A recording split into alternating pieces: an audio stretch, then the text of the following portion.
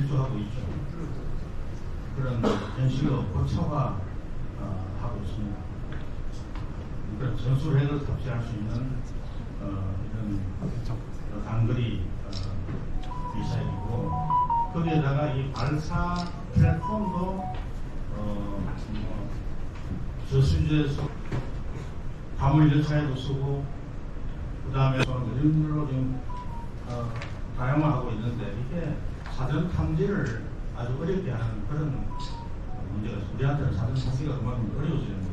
그런데 북한 핵무장이 제기하는 근본적인 문제는 이 억지가 실패할 위험성입니다.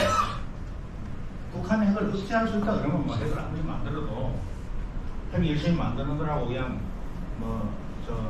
거기다가 국력을 다 소진하고 경제적으로 도저히 감당할 수 없게 만드는 것도 한 가지 방법인데, 이 억지가 실패할 위험성 때문에 우리가 지금 걱정을 해야 되는 겁니다. 이 억지력이라는 게 어디서 나오느냐, 그 원리를 한번 살펴보면 핵 사용의 손익구조에서 나옵니다. 핵을 사용해서 얻는 것보다 잃는 것이 압도적으로 많을 때는 억지력이 유지가 됩니다. 북한이 핵을 사용하면 반드시 망하고, 핵을 사용 안 하면 생존에 지장이 없다. 그렇다면 북한이 살 길을 놔두고 괜히 죽을 길을 찾아갈 일이 없잖아요.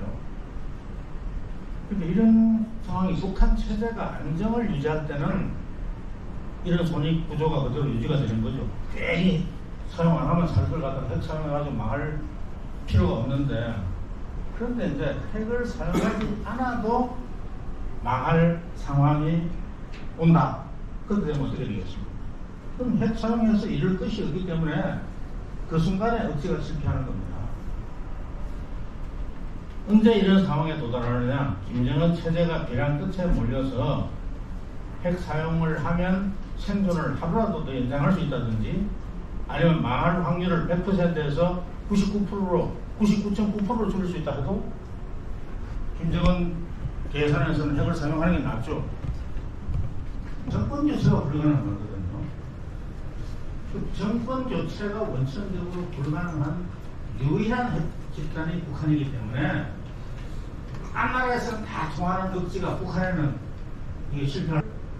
이건 정국보다 당보다 위에 있는 게 김정은 아닙니까? 김정은과 국가가 동일시되는 이런 초월적인 신정체제 강화해도 그 억지가 실패할 순간이 온다면, 북한 핵 공격을 받아가지고 수만 명, 수십만 명 인명손실이 일어난 다음에 당연히 물론 응징보복을 해야 되죠. 그 응징보복은 아무리 잘하는 응징보복도 이거는 그저 사후 약방문, 건사한 사후를 하면 우리가 국민의 생명과 안전을 지킬 최선의 안보 전략이 뭐냐?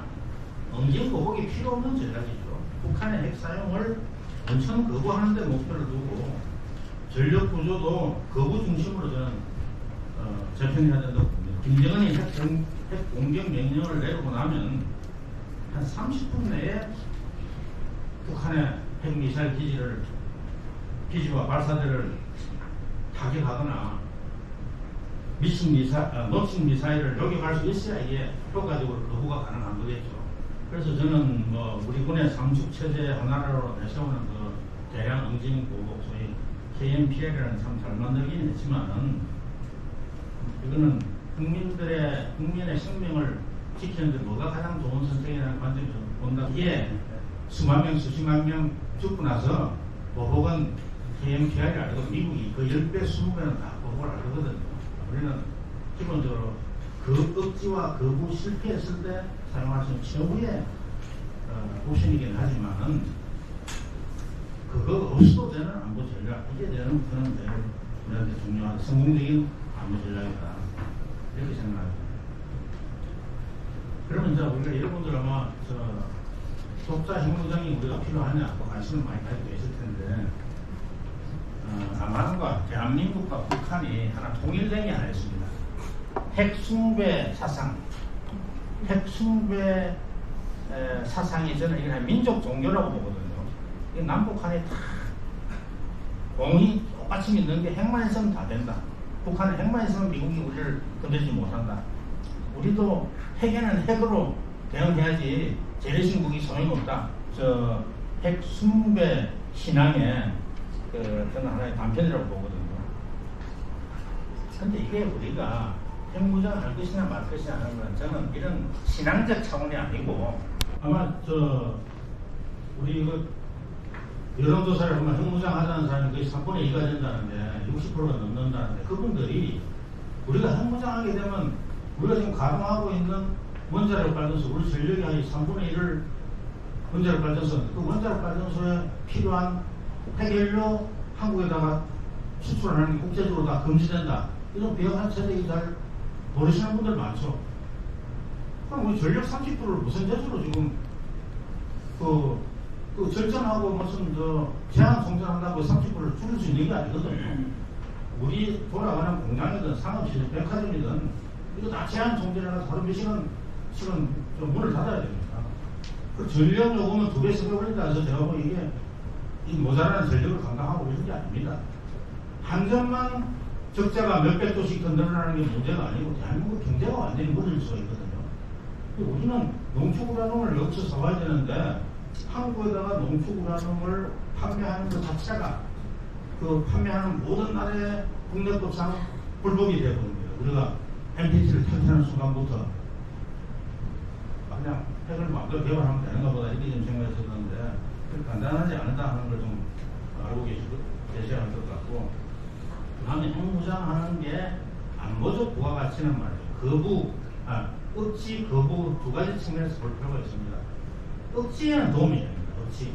핵을 억지하는 데는 도움이 되는데 그리고 핵을 억지하는 게 최고라 하는데 그러나 이미 미국의 확장 억지력이라는 게 있잖아요. 그럼 미국의 확장 억지에 미국이 핵무기 6,000개 이상을 가지고 있는데 그 확장 억지에 우리가 핵무기 수백 개를 만든다 해가지고 그 미국의 확장 억지력이 한 1%, 2%더 못한다 그래가지고 전체적인 종합적인 대북 억지력이 크게 달라질 게 뭐가 있겠나. 1, 2%더 한다고. 그 다음에 그럼 북한 핵을 거부하는데 우리가 선제 공격을 하는데 사용할 수 있어야 거부에 도움이 되잖아요. 그런데 이게 핵의 하나의 치명적 결정이 뭐냐 하면 북한은 핵을 선제적으로 사용할 수 있는데 문명 국가는 핵을 선제 사용 못합니다.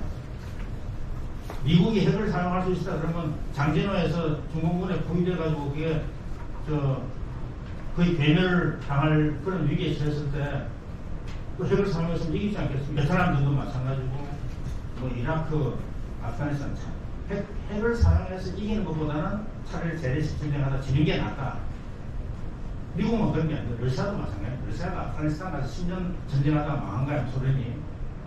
지금 핵을 사용할 것처럼 하더라도 계속 좀 우크라이나 전선에서 밀리고 온갖 수모를 다 겪으면서도 아직 핵 사용할 결심을 못하고 있는 거거든요. 이게 문명국의 한계입니다.